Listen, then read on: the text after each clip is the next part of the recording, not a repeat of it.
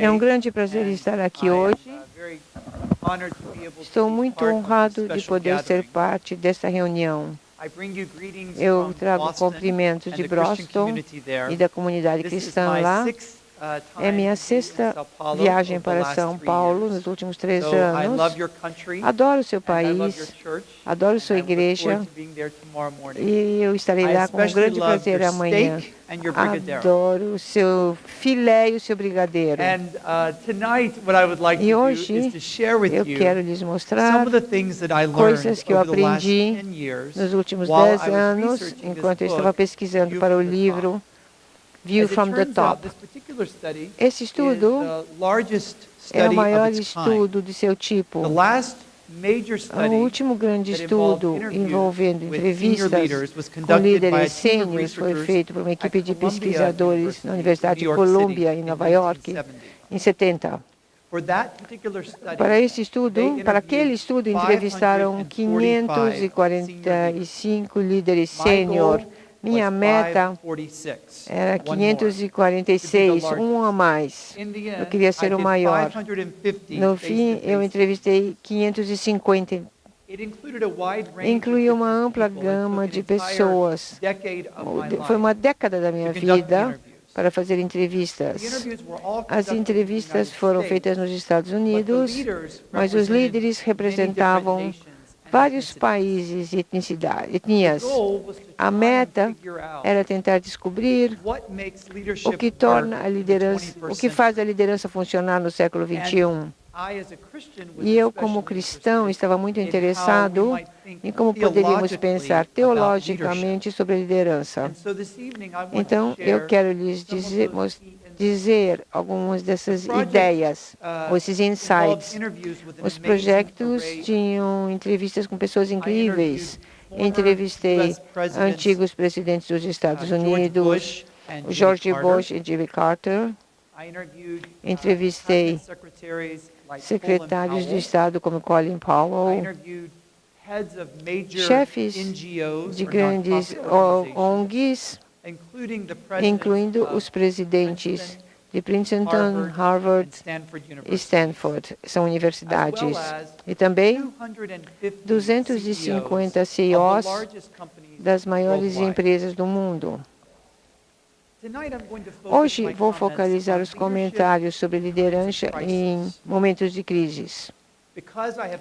Pois eu vim ao Brasil nos últimos 4 anos e porque tantos nossos alunos são do Brasil, hoje estiveram no Brasil, nós observamos o que tem acontecido nos últimos anos e nós realmente nós também sentimos muito, porque nós, América, também enfrentamos momentos de crise. Na verdade, provavelmente, a maior crise que enfrentamos na minha vida foi em 11 de setembro de 2001. Eu, por sorte, entrevistei 100 pessoas muito importantes associadas àquela data. E vou lhes mostrar algumas das suas histórias e como eles conseguiram responder. Algumas das pessoas que eu entrevistei seriam o editor do New York Times. O New York Times se tornou a principal publicação que compartilhou todas as notícias do que estava acontecendo em Nova York nos dias após a tragédia. Entrevistei uma mulher, Brenda Berkman, a primeira bombeira dos Estados Unidos, e que toda a empresa dela morreu em 11 de setembro, toda a companhia, aliás. Ela sobreviveu. Então, nós falamos sobre o que é sobreviver a uma tragédia quando todos seus amigos e colegas morreram. O estudo foi um projeto incrível, pois encontrei pessoas incríveis. Às vezes as pessoas perguntam, como você consegue as entrevistas com essas pessoas famosas? Pois não é sempre que elas estão disponíveis. Às vezes é uma questão de estar no lugar certo, no momento certo. Eu estive no Silicon Valley, Vale do Silício, e tive algumas horas minhas. Então, eu fui na livraria da Universidade de Stanford, é uma universidade enorme. Eu estava dando uma olhadinha lá, e depois de 5 minutos, eu vi, assim, olhando para o lado, eu vi uma mulher igualzinha a Karen Hughes. Talvez vocês não saibam quem é Karen Hughes, mas vocês lembram da face dela, pois ela foi a primeira mulher na história dos Estados Unidos a ser conselheira do presidente. Ela trabalhou com George W. Bush e estava no círculo dele, de líderes seniors na Casa Branca. Também era uma presbiteriana de muita fé. Então, eu tinha muito tempo que eu queria fazer uma entrevista com ela. Mas o problema, eu nunca havia pedido uma entrevista face a face. Eu mandava cartas, e-mails, ou por telefone. Mas é muito complicado. Por que você faz se eles disserem não? É como para pedir alguém para sair, num namorado para sair com a Então eu fiquei muito nervoso e eu precisei ter coragem. Eu dei volta, circulei durante 5 vezes, eu dei volta lá. Passei em volta dela, tentando me encorajar. No fim, o meu coração estava batendo tão rápido que eu disse, vou esquecer. E saí da loja.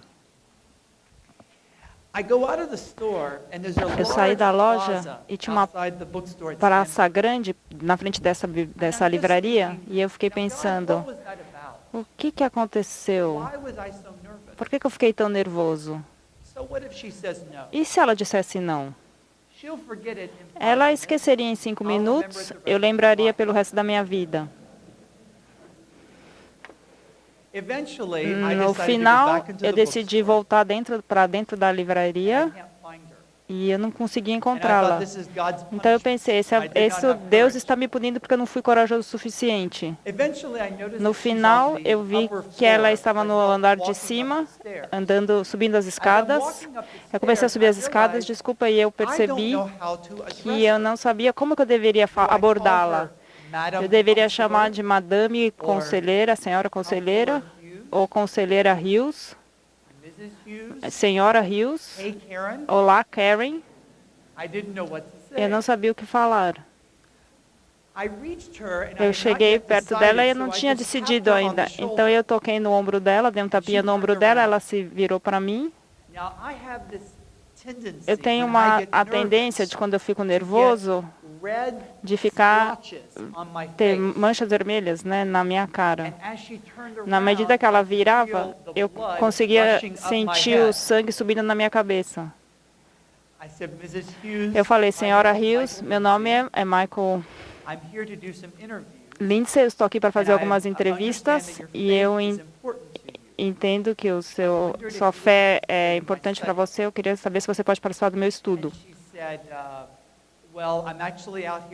Eu estou aqui estudando na universidade para o meu filho. Ele era um estudante de 2º grau, então esse não é um momento adequado para fazer uma entrevista. Mas ela me deu o número do telefone e disse, se você me telefonar em alguns meses, eu posso fazer uma entrevista com você. Depois de alguns meses, eu liguei para ela. Eu disse, Senhora Hughes, eu não sei se você lembra de mim. Eu sou o Michael Lindsay. Ela falou, sim, eu lembro. O jovem mocinho que ficou vermelho em Stanford. Ele falou, sim, sou eu. Eu disse, sim, sou eu. Nós fizemos a entrevista. A gente fez no Hotel A. Adams, que é na frente da Casa Branca, em Washington, D.C. E foi uma entrevista muito boa.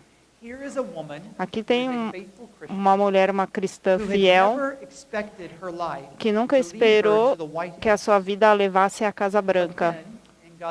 Mas foi a mão divina, ela foi para lá. Enquanto ela estava lá, ela teve desafios, obstáculos que eram muito maiores do que ela sempre esperou. E ela começou a questionar. Falou, será que é isso que Deus destinou para mim? Se você sabe a história dela, ela saiu da casa branca e voltou para a casa dela no Austin, Texas. E ela ficou lá por 2 anos, mas lá ela também ficou combatendo essas questões de vocação e fé e o que Deus queria que ela fizesse. Ela terminou voltando para Washington, onde eu fiz a entrevista, e ela disse que o desafio do cristão fiel no governo é que as respostas nunca são fáceis e as questões nunca são só preto ou branco. Ela tem sempre um tom de cinza. Eu gosto que essa conferência se chama Equilíbrio, porque é sobre equilíbrio entre diferentes questões. Muitos líderes com que eu conversei, eles têm esse problema entre as diferentes necessidades que ele tem que satisfazer. O desejo de fazer uma decisão ousada, corajosa, e ao mesmo tempo eles têm que enfrentar a oposição. Como você sabe o que Deus quer que você faça, particularmente? Como você deve responder em momentos de grandes crises? Uma das coisas importantes que eu aprendi é que você deve liderar com a sua vida. Para o bom ou para o mal, eu concluí que nós nos tornamos uma sociedade no qual a nossa vida profissional e a nossa vida pessoal estão tão juntas, caminham tão juntas, que em muitas maneiras vocês são o emprego que vocês fazem, que vocês performam. Num ponto de vista teológico, há muitos problemas com isso, e eu reconheço esses problemas. Quando alguém se aposenta, eles perdem uma parte da sua identidade, porque eles eram vistos como a coisa que eles trabalhavam. E também há tempos que a gente pode negar a nossa vida espiritual, nossa vida familiar e perseguir as nossas ambições profissionais. Isso são grandes problemas que nós temos que lidar, com os quais temos que lidar. Ao mesmo tempo, há uma coisa central à mensagem cristã, como nós envolvemos as pessoas inteiras. Na Bíblia há uma noção de encarnação e Jesus é o encarnador da missão. E, de muitas maneiras, nós tornamos embaixadores de Deus no nosso local de trabalho. Algumas vezes somos a testemunha nós somos empreendedores da nossa vida. Há dificuldades e oportunidades, eu acho, ao ver que nós somos o emprego que nós fazemos. Uma segunda dimensão que eu encontrei, que eu acho que é verdadeira, em todas as sociedades, é que em tempos de crises, o líder pode ser visto como o salvador e como o bode expiatório. É chocante para mim que há um ano atrás, eu estava aqui em São Paulo, eu estava aqui no dia da eleição nacional, nós tivemos a reeleição da presidente Dilma, e após um ano, alguém que foi reeleito pode ter a aprovação de menos de 10%. Na liderança, o que nós encontramos é que há muitas dificuldades que nós enfrentamos. Os líderes, muitas vezes, são vistos como as esperanças e os sonhos da nação são postas nos líderes, e, ao mesmo tempo, eles podem se tornar podem ser vistos e colocados como objetos de grande frustração e raiva.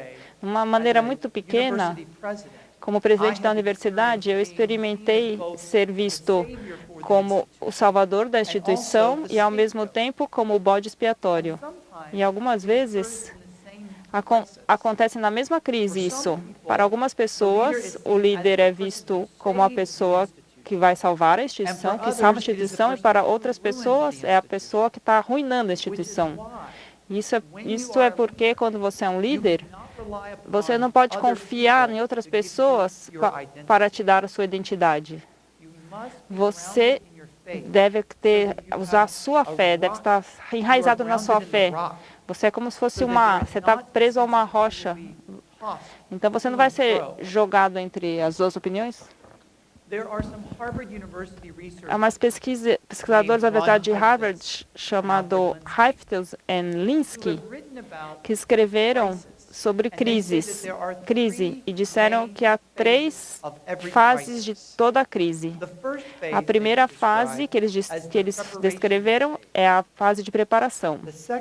A segunda é a fase de emergência, o tempo da crise real. E, finalmente, a fase de adaptação, quando você aprende da emergência. A fase de emergência pode ser tão curta quanto alguns minutos ou tão longa como algumas semanas. Mas, geralmente, a fase de emergência não dura mais que alguns meses. A fase de preparação, onde nós estamos a maior parte do tempo, depois nós temos a fase de adaptação, quando está aprendendo sobre a emergência. Eu conheço 5 pessoas que experimentaram crises na vida dela e quero contar a história delas, porque eu acho que isso pode ajudar vocês a pensarem sobre as dificuldades que encontramos. Todos nós temos diferentes experiências, mas elas são todas relevantes. Uma das coisas-chave que eu aprendi que estamos sempre na fase de preparação para uma outra coisa. Então, neste momento, Deus está preparando vocês para uma crise que vocês nem sabem que vai aparecer. Isso pode ser assustador, mas também pode ser uma coisa que certifica. Deus está usando os relacionamentos, os sermões que vocês ouvem, os estudos da Bíblia, conversas que vocês têm, tudo está preparando você para o que vai chegar. E nós acreditamos que nos piores problemas, Deus vai nos ajudar. Então, estamos sempre na fase de preparação. Aí, chegamos na fase de emergência. Muitos escritores escreveram sobre emergências e crises, mas um que é especialmente útil foi o autor americano Ralph Waldo Emerson, que é de Boston. E ele disse: ser grande significa ser incompreendido.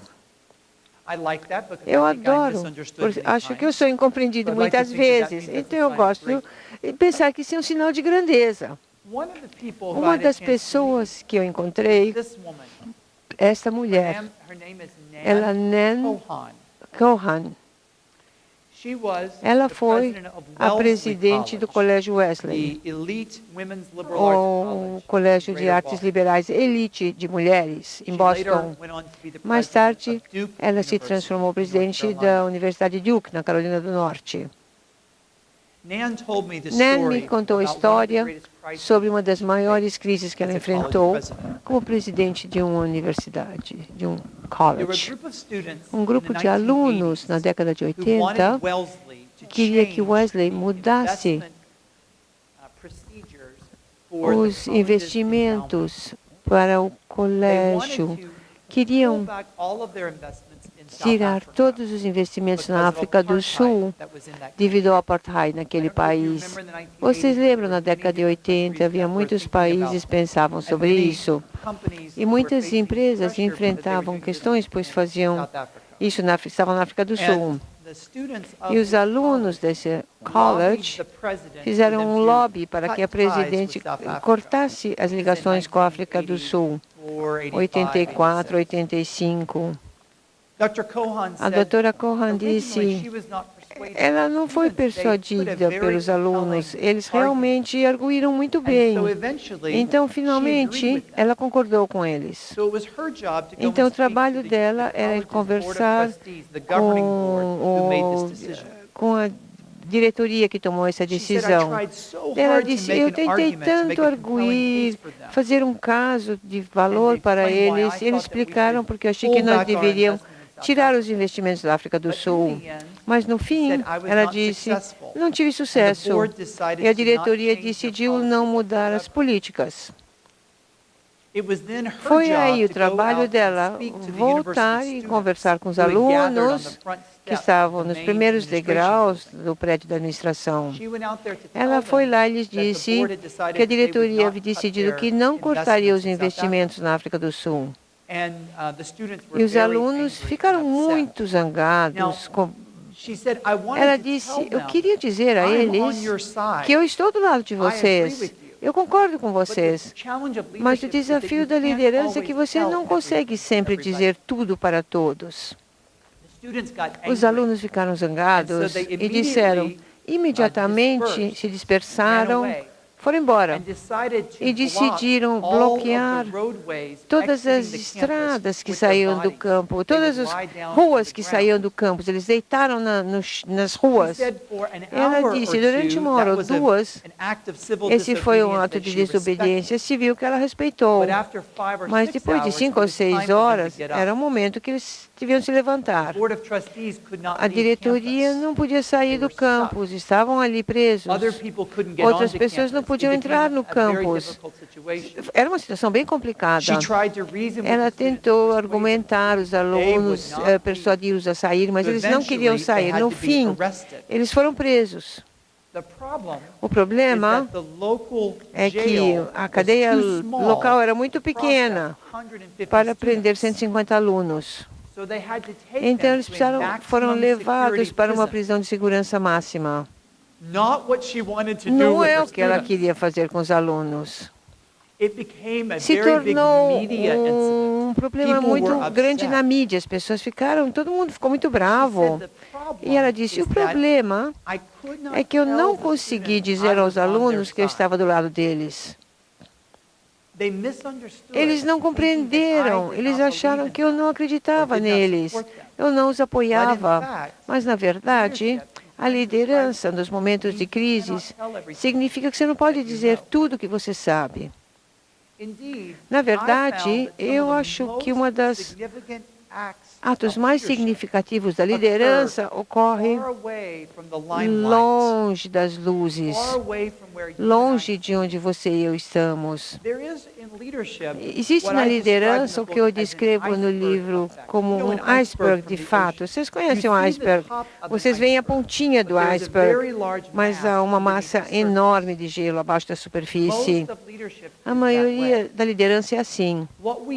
O que nós vemos dos líderes está acima da superfície, mas a maioria do trabalho importante está abaixo da superfície. Os outros não o veem. Na verdade, eu me convenci que a maioria dos maiores atos de liderança nunca são vistos à luz do dia.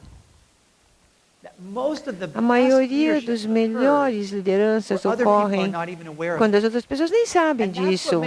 Isso que torna a liderança difícil, pois você quer dizer às pessoas o que você fez e como você evitou uma crise, ou você resolveu um problema. Mas, na realidade, parte da liderança é não receber o crédito. Isso é parte da liderança. Isso reflete o caráter de Jesus Cristo. Não é sobre nos tornarmos, como parecer bons. E os líderes que passam a maioria do tempo focalizando o que está acima da superfície, negligenciam as coisas mais importantes, as atividades abaixo da superfície. Uma mensagem muito importante em momentos de crises. A tomada de decisão no momento da crise também é muito importante. Eu descobri, por exemplo, que os líderes com frequência são pressionados para tomar decisões precocemente. Robert Rubin foi o CEO da Goldman Sachs e do Citibank, grandes instituições financeiras. E ele disse que o problema é que os líderes são pressionados para tomar decisão para pessoas que estão abaixo deles na organização, pois as pessoas abaixo deles acham que se o líder decidir, tudo vai ficar melhor. Quando, na verdade, às vezes, a melhor coisa que um líder pode fazer é não tomar nenhuma decisão. Se você considerar a liderança de Jesus, você vê que, às vezes, o seu estilo era tomar uma decisão rápida e forte. Outras vezes, ele deixava as pessoas adivinhando. Você não podia sempre prever o que faria. E o outro desafio é que você nunca tem informações completas, conhecimento completo da situação. Esse é Gerard Arpey. É a segunda história que eu quero contar. Ele serviu como CEO da American Airlines. Em 11 de setembro de 2001, ele estava indo para o seu escritório. Era uma terça de manhã. Recebeu um telefonema do Centro de Operação das Linhas Aéreas enquanto ele estava na highway. Eles disseram que havia um avião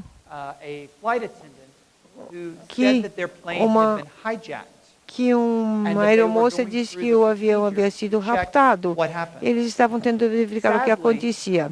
Infelizmente, há muitas pessoas que alegam esses raptos, sequestros, quando eles nunca ocorrem. Então, eles têm um procedimento para seguir quando alguém diz que houve um sequestro no avião. E ele disse, então nós fazíamos passo a passo. No fim do telefonema, quando a pessoa ia desligar, a pessoa disse, nós também ouvimos da aeromoça que os caras ruins estavam controlando a cabine do piloto. E quando isso ocorreu, o cabelo nas costas, na nuca dele, ficou tudo em pé.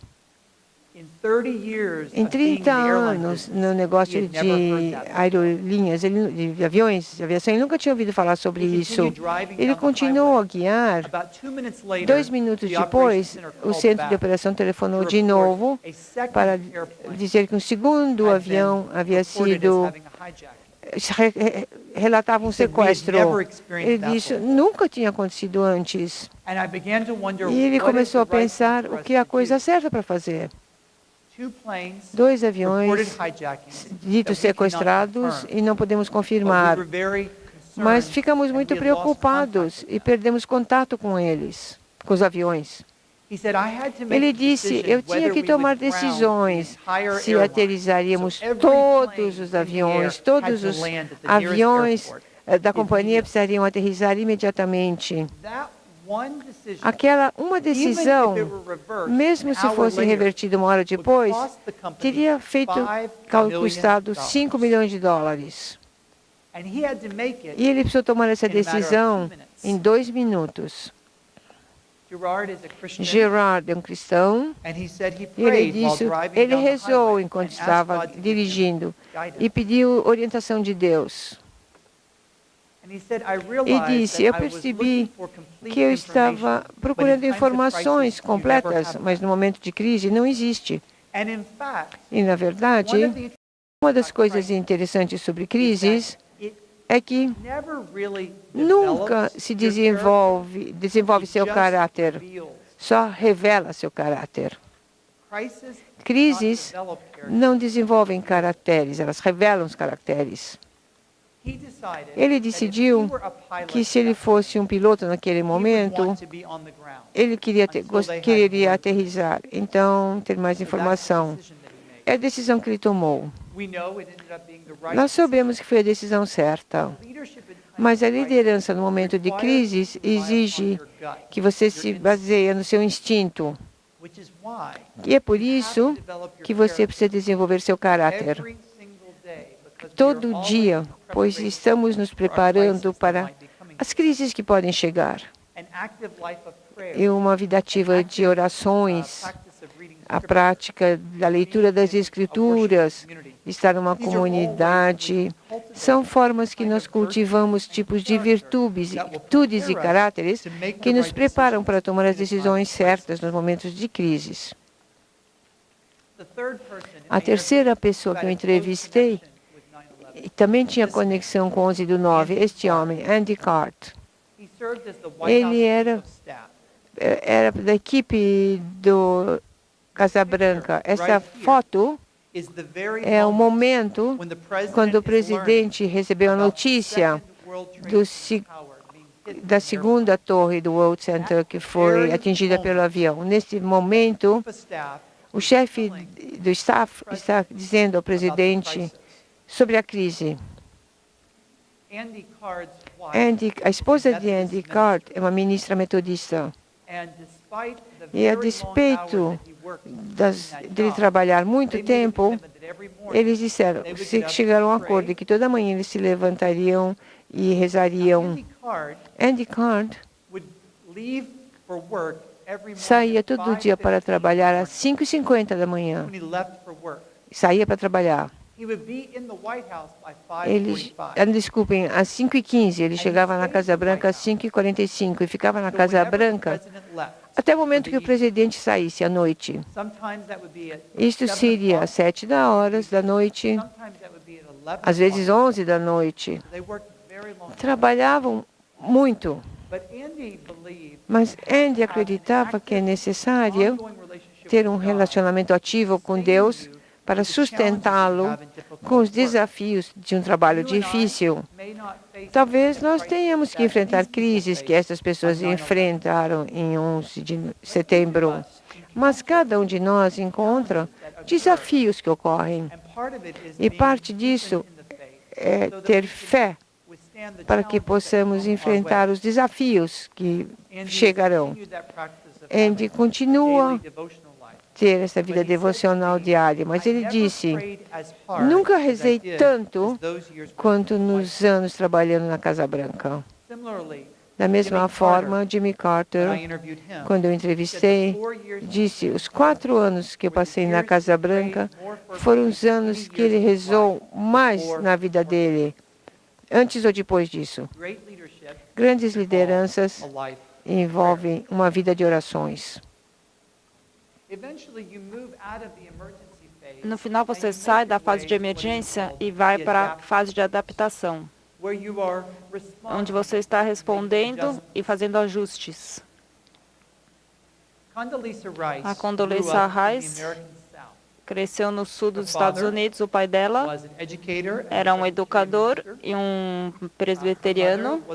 A mãe dela também era uma professora e uma enfermeira. Professora e enfermeira. Quando ela tinha 14 anos, a mãe dela foi diagnosticada com câncer. Ela conseguiu ter tratamento médico. Os médicos conseguiram aumentar a vida da mãe dela por mais 15 anos. Durante esse tempo, ela viu a filha dela ir para a universidade, se formar em Notre Dame e ser professora na Universidade de Stanford. Depois, a Condoleezza Rice foi para o Comitê de Segurança do presidente Bush, e era isso que ela fazia em 11 de setembro, chefe da segurança. Eu perguntei para ela, quando eu a entrevistei, qual o dia mais significativo que você já passou na Casa Branca. Eu esperava que ela falasse que fosse o 11 de setembro, ou perto desse dia.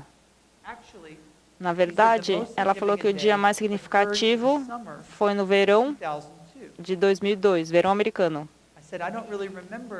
Eu não lembro de nada que aconteceu nessa época de tão importante. Ela falou, bem, grandes decisões ocorrem sem você saber, sem você perceber.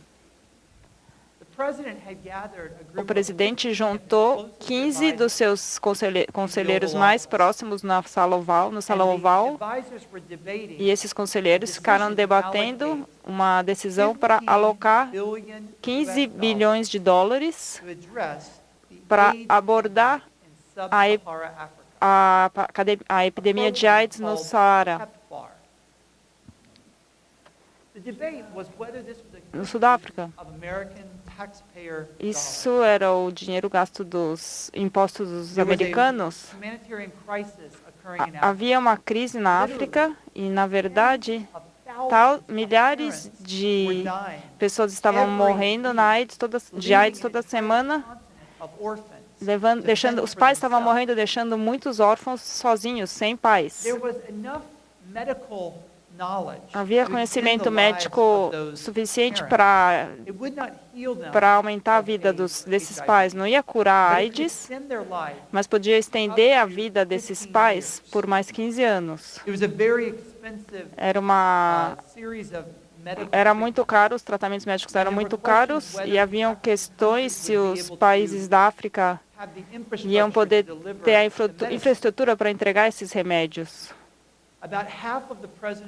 Metade dos conselheiros disseram que era uma ideia ruim, vai custar muito dinheiro, não é diretamente relacionado com a nossa política internacional e não cura as pessoas, apenas estende a vida delas, prolonga. Outra metade dos conselheiros disse: isso aborta a crise humanitária, maior crise humanitária da nossa geração e nós devemos fazer isso. A sala foi dividida. O presidente olhou para a doutora Rice, que estava do lado dele, para a condolência, e disse: Conde, o que você acha que nós devemos fazer? Ela disse: eu entendo, senhor presidente, as questões sobre os gastos desse programa, e eu entendo as dificuldades que nós encontramos ao tentar convencer ao público americano que esse é um bom uso do dinheiro deles. Mas a minha mãe foi diagnosticada com câncer quando tinha 14, 40 anos, e porque ela conseguiu receber tratamento médico, ela pôde ver a sua filha crescer e se tornar uma mulher. Esses 15 anos são os anos mais preciosos da minha vida, porque eu tive a minha mãe ao meu lado nas decisões mais significativas, uma das decisões mais significativas que eu tive que fazer, porque ela pôde me ajudar a me formar de uma maneira muito importante. Sou uma mulher diferente hoje, porque ela viveu para me ver, para ela me ver entrar no mundo do trabalho. Ela virou para o presidente e disse: Senhor presidente, se estiver no poder das pessoas dessa sala de abordar essa crise, e se nós decidimos não fazer isso, eu acredito que a história nos julgará como uma maior falha moral.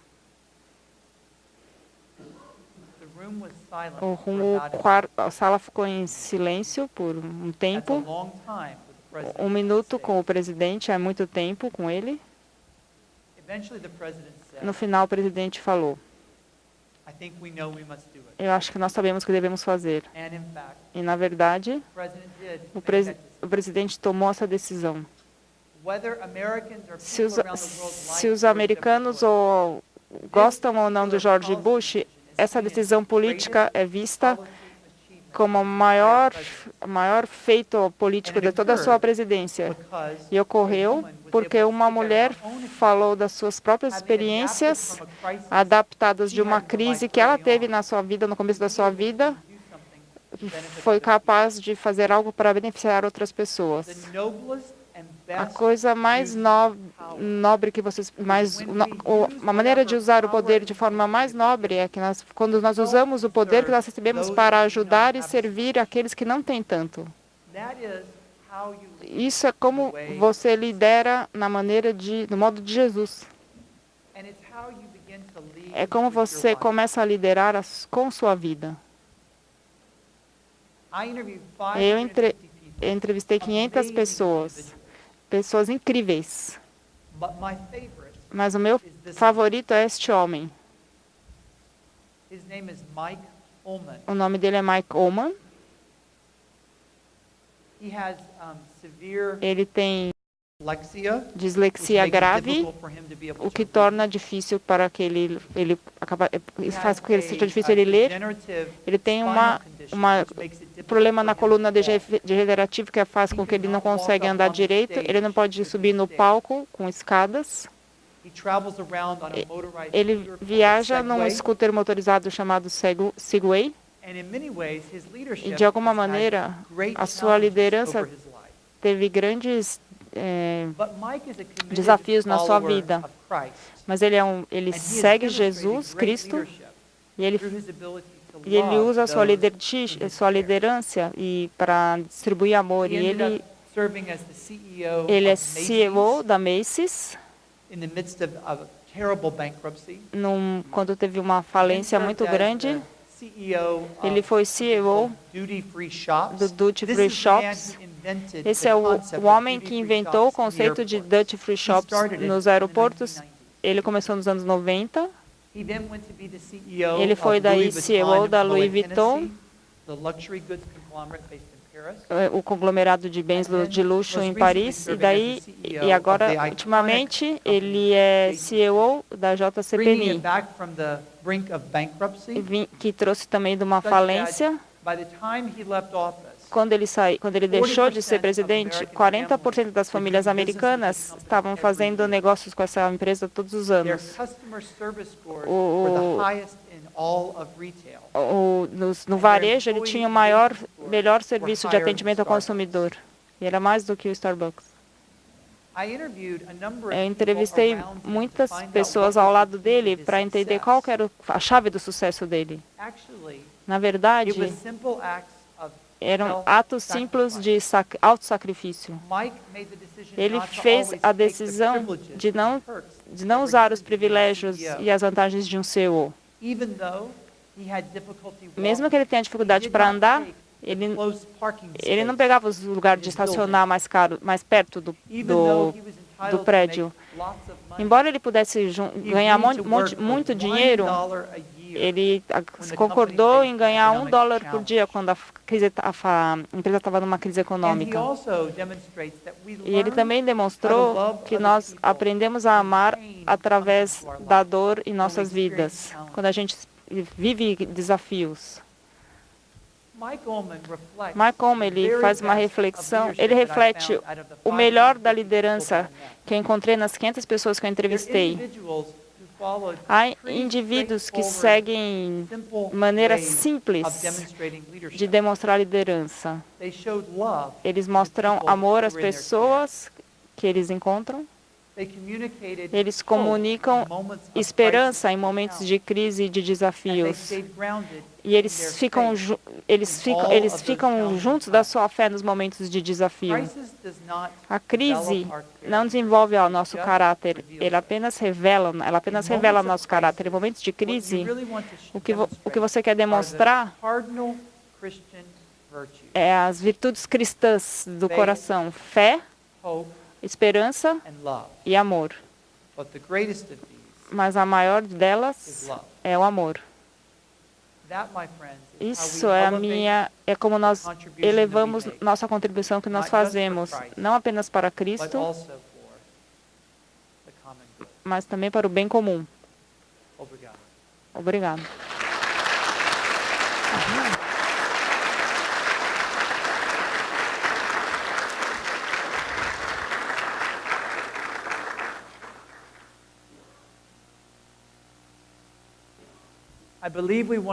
Acho que nós queremos agora ter um tempo para responder perguntas.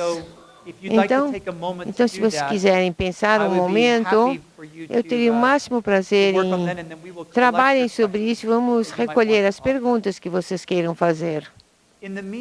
Enquanto isso, eu quero lhes mostrar um vídeo bem curto do Colégio Gordon, onde eu sou presidente.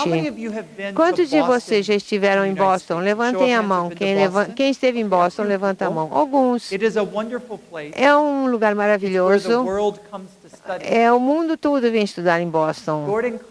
O Colégio Gordon College é um colégio cristão de artes liberais com 2.000 alunos. Eu sou presidente já há 5 anos e a minha meta era que nós crescêssemos o número de alunos internacionais em 20% de todo o corpo de estudantes até 2020. E o motivo que eu estou aqui no Brasil é porque nós queremos um grande segmento de alunos, número de alunos brasileiros.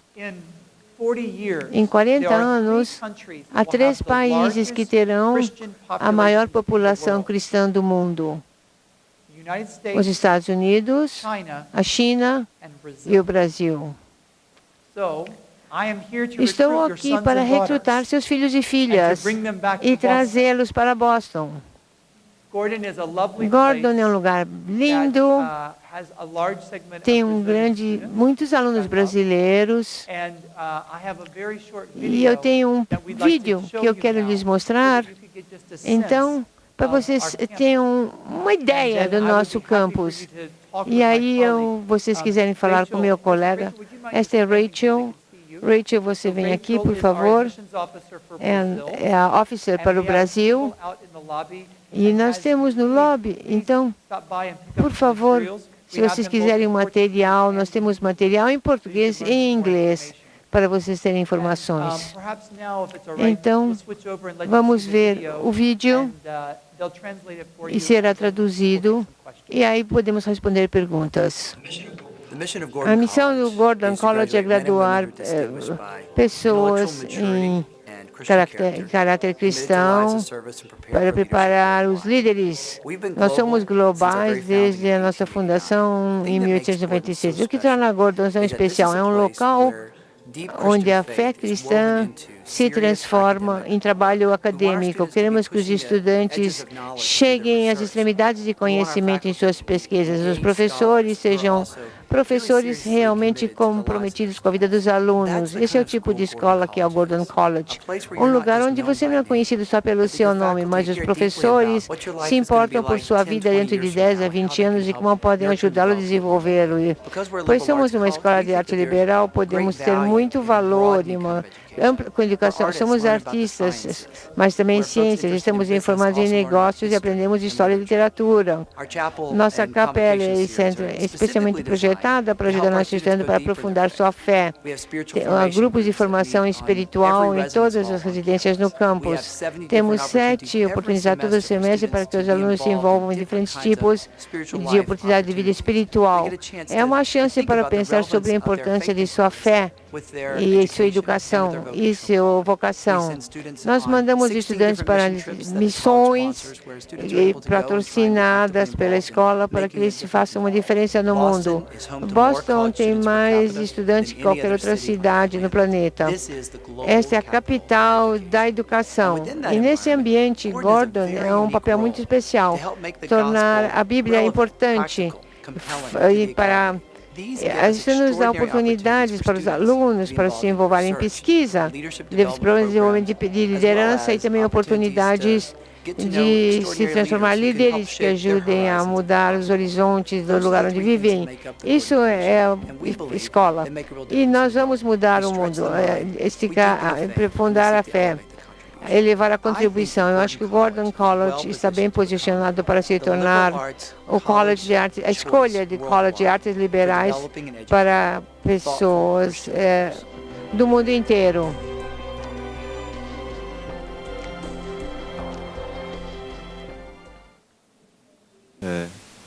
As perguntas, quem preparou perguntas, pedi ajuda para que sejam trazidas aqui à mesa. Parabéns pela escolha do termo equilíbrio. Eu sou um veterano profissional de recursos humanos, né? Participo das atividades de recursos humanos da maior parte das grandes empresas, através de associações e grupos, e considero que uma das maiores dificuldades da vida no momento é conciliar trabalho e vida pessoal. Uma das maiores dificuldades. Segundo,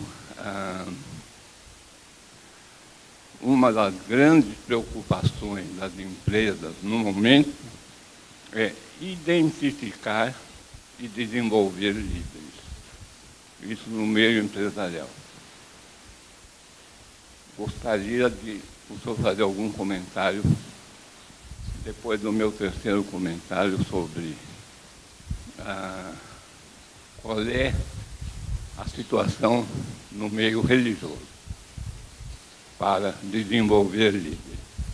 E terceiro, a extraordinária oportunidade do momento da sua presença e da sua apresentação. porque eu acho que nunca na história do Brasil nós tivemos tanta falta de líderes, não encontramos liderança de forma nenhuma. O senhor conhece bastante a situação do Brasil, já esteve aqui mais de uma vez, mas esse momento, sua palestra é extraordinariamente oportuna.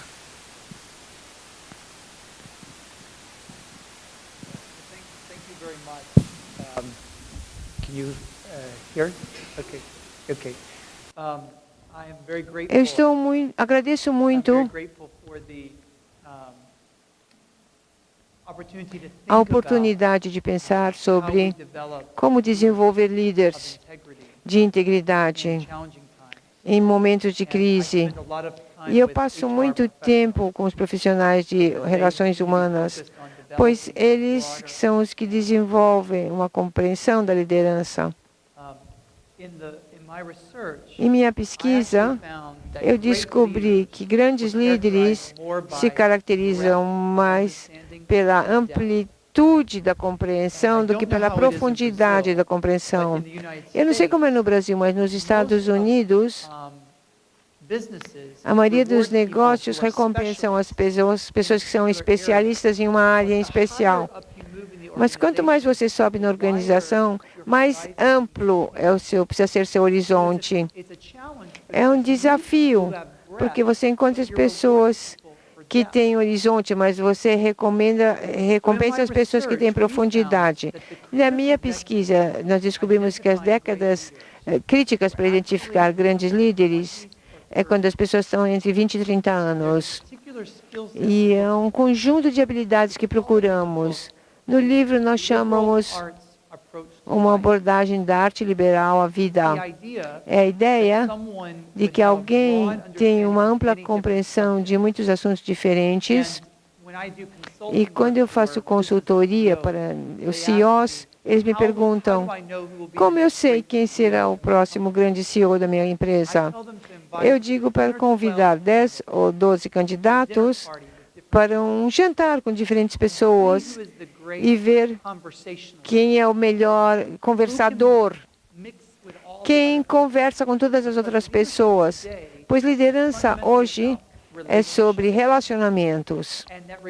Isso exige que você construa uma conversa, tenha conexões. Alguns anos atrás, ser um grande líder era ser um guerreiro, alguém muito forte. Isso no passado. 300 anos atrás, para ser um grande líder, era ser alguém muito estudado, educado, literato. Hoje, a chave para grandes líderes no Brasil, nos Estados Unidos, no mundo, é a capacidade de ser uma coisa boa, ser capaz de persuadir. E essa persuasão ocorre nessa abordagem de artes liberais. Eu acho que as pessoas são melhores para construir, as pessoas que constroem conexões, as pessoas da igreja, pois isso nos reúne em diferentes formas e nos força a ter conexões. Uma outra coisa interessante, talvez eu gostaria de fazer uma pergunta ao público. Há um tópico de conversa que é melhor para construir conexões a um espectro maior do que qualquer outro tópico de conversa. O que vocês acham que é?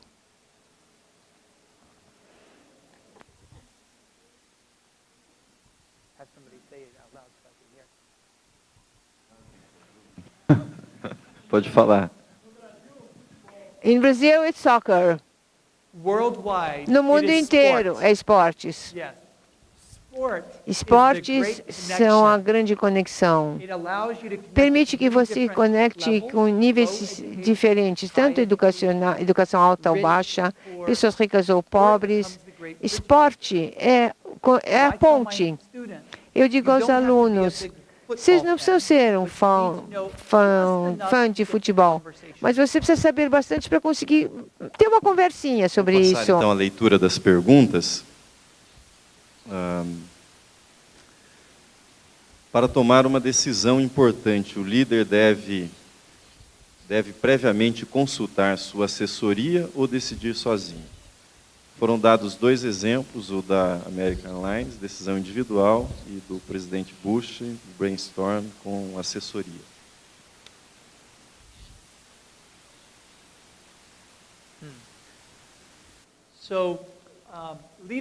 A liderança sempre ocorre no contexto de seguidores. Eu não encontrei nenhuma grande decisão das 550 pessoas que entrevistei que tenha sido tomada no contexto de um único líder tomando uma única decisão. Quase sempre isso ocorria no contexto de conselheiros e amigos. E é por isso que importa muito quem são os amigos do líder, a companhia.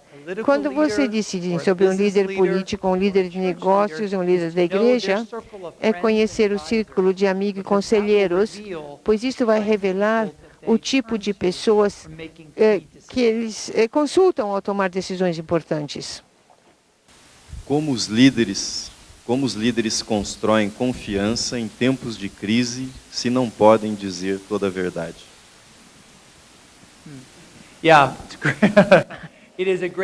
É um grande desafio. Em momentos de crise, liderança simbólica é muito importante. Gestos onde você demonstra solidariedade com as pessoas importam muito.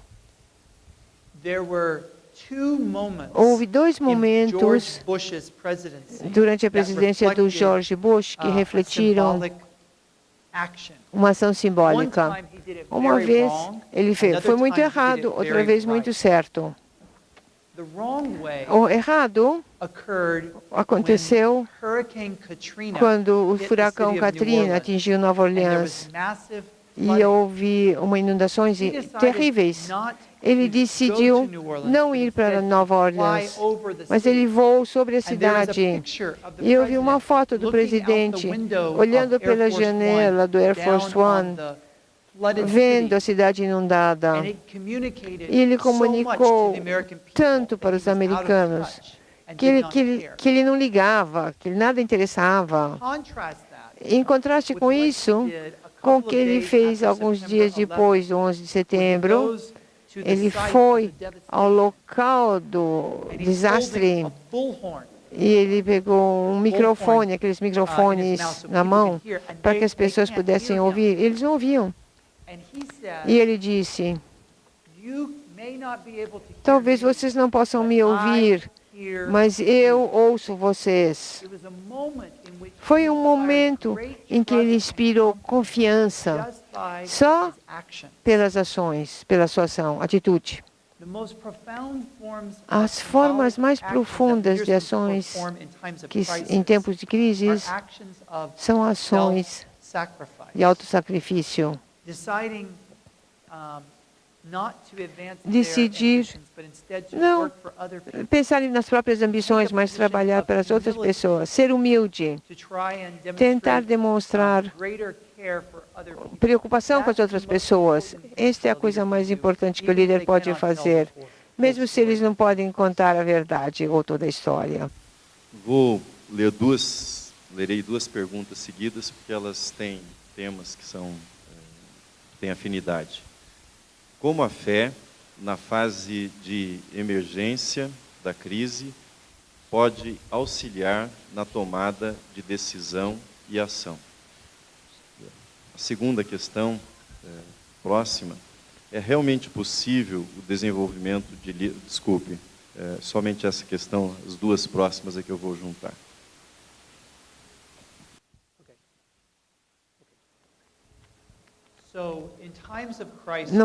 Em momentos de crise, é muito importante que os líderes fiquem conectados com Deus. A oração, não só uma vez por dia, mas orações durante todo o dia. Quando o líder está num encontro e a decisão está sendo tomada, o líder sentado na cadeira, em sua mente, reza para que Deus lhe dê sabedoria para tomar uma decisão. Há muitos exemplos de líderes que rezam durante o dia, durante crises. Segundo, os primeiros 50 songs são muito boas para ler quando você está em crise. O momento é que Davi, em uma única canção, vai dizer: ó Deus, eu confio em vós. E depois ele dirá: ó Deus, ajude-me, não consigo confiar em vós. Esse é o desafio da liderança. Nos Psalmos, desculpe, ele falou Psalmos, no momento você não confia em Deus, mas tanto que você duvida do que Ele faz em sua vida. Eu encontrei na minha vida esses primeiros 50 Salmos, eu os leio inúmeras vezes nos momentos de crises. Há momentos onde Davi grita: eu preciso sua Senhor, de formas que eu nem compreendo. Eu acho que são duas formas práticas de continuar com a fé durante a crise. As duas questões seguintes são estas. É realmente possível o desenvolvimento de líderes cristãos em empresas, uma vez que parece não haver espaço para Deus nos negócios do dia a dia das empresas? Segunda, vejo que a liderança nas organizações sofrem hoje de um vazio de propósito, ou seja, não se conectam com seu contexto profissional em termos de valores. Você acredita que a liderança está passando por uma crise de fé, esperança e amor em sua atuação? Se sim, por quê? São perguntas bem interessantes. A maioria das pessoas que eu entrevistei trabalhavam em grandes empresas complexas. São as empresas públicas nos Estados Unidos. São as empresas que estão na Bolsa. E, como resultado, muitas das empresas têm políticas que diminuem a possibilidade de alguém expresse sua fé no local de trabalho. Algumas empresas nem permitem a presença de uma Bíblia ou orações, encontros, em reuniões da empresa. Ao mesmo tempo, eu descobri que mesmo pessoas que trabalham em ambientes hostis à fé, encontraram forma de demonstrar sua fé, pois percebem, quer que você seja cristão ou não, você está mais aberto a Deus em momentos de dor, sofrimento e crises. Então, nesses momentos, eles chegavam aos colegas e os ajudavam. Ao visitar um colega doente no hospital, como uma forma de testemunho cristão, ou quando um colega perde um dos pais, escrever uma nota que dizer: eu sinto muito, estou rezando por você. Há formas que os nossos valores cristãos podem servir. Nunca encontrei um único exemplo de um líder que chegou a um dos seus colegas seculares e disse: eu rezo por você no momento de crise. E a pessoa disse: não, ninguém. As crises têm formas de fazer aberturas a Deus. São coisas impensáveis em momentos comuns. Então, seu testemunho como membro da comunidade cristã no Brasil talvez é mais importante hoje do que tenha sido no passado. E talvez será importante no futuro. Nós fomos feitos para momentos como este. A pergunta: e se enfrentamos uma crise de fé no mundo? Pois as pessoas de fé enfrentam mais perguntas, e as perseguições que vemos, especialmente nos países muçulmanos, a verdadeira perseguição de cristãos que são mortos, são degolados, coisas horríveis acontecem lá. Eu acho que isso reflete um problema muito grave da sociedade. E eu acho que vai exigir que encontremos formas de demonstrar que a comunidade cristã está aqui não só para proteger seu próprio interesse, mas também o interesse de outros. Se pudermos ser vistos como as pessoas que defendem os marginalizados, os pobres, aqueles esquecidos, podemos fazer isso.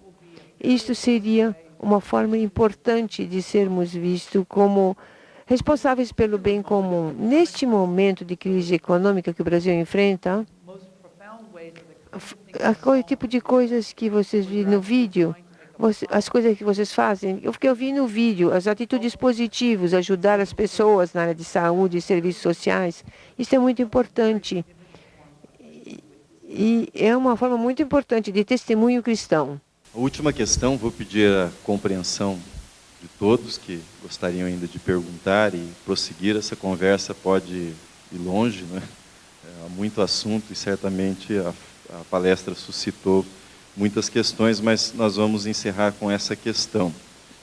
Como você vê a relação entre liderança, poder e alteridade?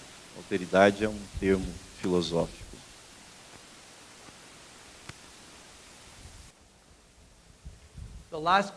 A última pergunta me coloca... Não, é uma pergunta bem difícil. Isto é um problema de ciências sociais. A diferença-chave entre poder e liderança é que a liderança não tem uma expressão latente, é ativa. O poder, entretanto, pode existir num estado mais latente. Eu posso exercer o poder sobre você, não só fazendo alguma coisa, também e não fazer alguma coisa. Certo? Nós fazemos isso como pais. Nossos filhos pedem quando eu vou no cinema. Se nós não decidirmos, isso é uma decisão. Se eles querem ir ao cinema, é uma forma de exercer o poder. Há muitas formas que o poder está em torno de nós. O universo está cheio de poder. Como há frequências nesta sala que permitem que o som seja projetado, você não vê, mas estão aqui. Então, o poder está em torno de nós. E às vezes pode ser exercido em políticas, mas pode ser exercido por pessoas pobres que fazem um protesto. Há formas diferentes de exercitar o poder. É muito surpreendente às vezes. A liderança não exige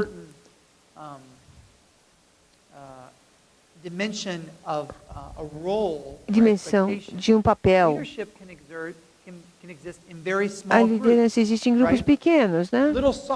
Pequenos times de futebol têm um líder. E com o tempo, nós pensamos que há bons líderes nas escolas. Nós vemos muito antes das eleições, né? A liderança é exercitada, é ativa. E pode existir em muitos níveis na sociedade. A autoridade é legitimado, é o poder legitimado. É poder que podemos dizer tem legitimidade. Se eu reconhecer o pastor como poder, como uma autoridade espiritual, ele pode dizer alguma coisa para mim que vai me fazer uma coisa diferente. Ele pode dizer, por exemplo, Michael, você precisa mostrar, você perdoar nessa situação. E porque ele tem autoridade espiritual, eu aceito a sua palavra mais seriamente do que um outro. E eu faço alguma coisa. Mas, se eu não reconhecer a autoridade dele, ele não me influencia. E é por isso que é interessante ver como a autoridade, às vezes, muda o and in contexto. other places Em it outros does not. lugares, outras áreas não. A professor, for example, Um can professor be very famous pode at ser their muito university famoso em sua or in universidade their particular ou academic discipline. em disciplina, sua But if you don't go to that matéria, mas se university, você não for àquela if you don't know universidade, that discipline, se você não fizer aquela if they disciplina, tell you to do something at the ou leva a corner of the fazer uma street, coisa, you may not listen to talvez them. você não ouça o que ele fala, pois você não reconhece, não conhece a autoridade. Each of us, Cada um de each of nós us are endowed with a dimension of power. duvida a dimensão Just de the very poder. fact that you are O here fato que vocês estão aqui places you in a position of os responsibility. coloca numa posição de responsabilidade. But what we do with that Mas o is que nós where we fazemos com actually isso exercise leadership. é onde exercemos a liderança, Where we remember that the onde way of lembramos como a Jesus, forma the de way we lead in a o modo de Christ-like Jesus, fashion, o modo que vivemos uma is to use crise whatever é power usar and o authority poder e a we've been given autoridade que nos foi to try dado and serve para and tentar bless servir e those abençoar around us. aqueles em torno de That, I nós. think, is the noblest Isto and best é, use é, of power. é a And forma seems mais nobre de appropriate for poder. us to conclude our time together. E eu acho que Thank you chegou a very hora de terminarmos. Muito obrigada.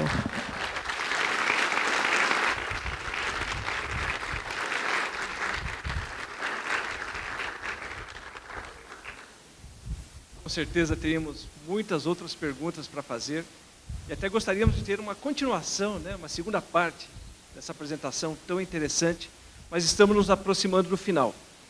E não podemos encerrar esse evento sem fazermos agradecimentos, sem darmos algumas informações, alguns avisos, né?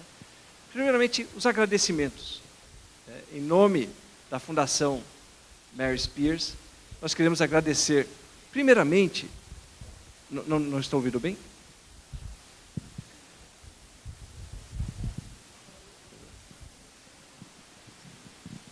Em nome da Fundação Mary Spears, queremos iniciar pelos agradecimentos.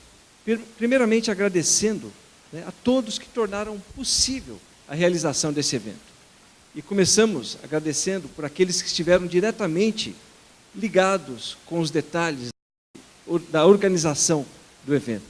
E não podemos deixar de mencionar 3 pessoas que tiveram uma participação especial: o presbítero Ferli, a Elke e a Silvânia, né? Não sei se eles estão aqui, se eles poderiam ficar de pé, né? Já estão de pé, desde o início.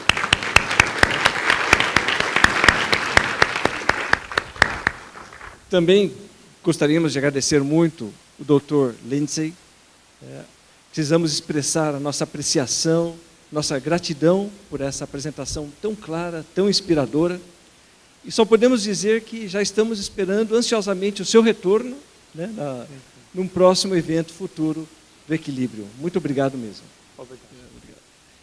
E também temos que agradecer a você, que pelo seu interesse, pela sua presença, prestigiando mais uma edição desse evento do Equilíbrio.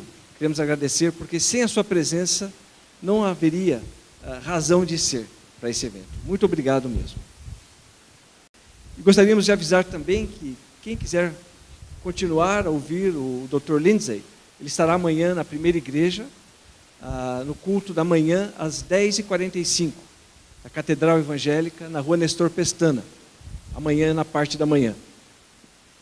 E agora, com o encerramento, após a saída, a entrega das pesquisas, todos são convidados a um buffet para uma confraternização, aqui no salão principal, saindo à sua direita, no final do corredor.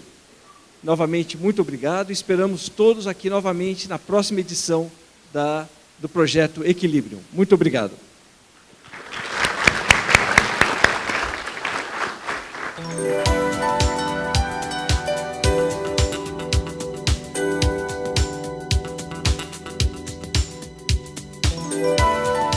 So it was exciting to be able to participate in this Equilibrium program. I love the vision, trying to help people of faith to think about public life and to be able to balance their professional obligations with theological concerns and issues, and being able to engage in important topics that are relevant in the wider culture, but also one where people of faith need to be a compelling Christian witness.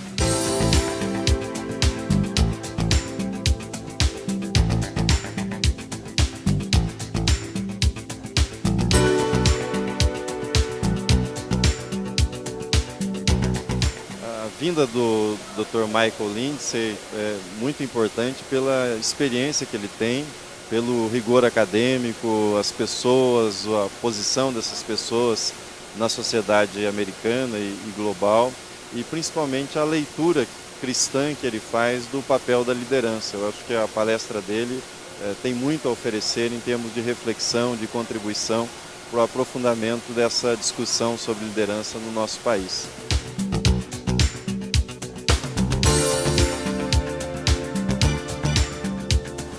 A mensagem que ele traz para a comunidade é uma mensagem objetiva sobre um tema atual, liderança.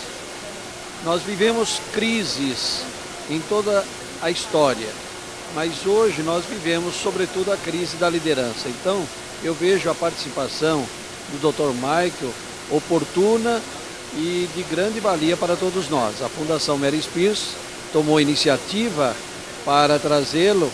Nós tivemos a participação, a colaboração importante do reverendo Valdinei. A iniciativa dele foi decisiva, sem dúvida nenhuma, e o contato que ele mantém com o reverendo e Dr. Michael. Por isso nós estamos alegres pelo evento e esperamos que volte, não é? Porque o Dr. Michael ele não discute somente este tema. Hoje foi esse, esperamos mais.